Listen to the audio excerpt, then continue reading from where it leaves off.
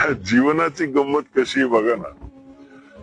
एकदा एसटी मध्ये बसलो, कंडक्टरला 100 रुपये दिले, 80 रुपयाचं त्यानं तिकीट दिलं आणि सुट्टे पैसे नसल्यामुळे 20 रुपये नंतर देईन असं म्हणाल. खर तर प्रवास सुरू झाला. मला खिडकीजवळ जागा होती, खूप सुंदर वातावरण बाहेर होत, पण माझं काही मनच लागेना. माझं सार लक्ष होतं की कंडक्टर आपले 20 रुपये कधी देतो. आणि हा विचार करता करता जेव्हा माझं स्टेशन आलं, तेव्हा मी 20 रुपये न घेताच गाडीतून खाली उतरलो. आणि नंतर लक्षात आलं, अरे आपण पैसे विसरलो.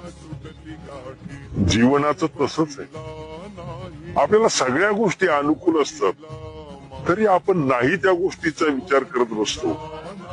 आणि जेव्हा आपलं शेवटचं स्टेशन येतं, तेव्हा कळतं, अरे जगायचं राहूनच गेलं.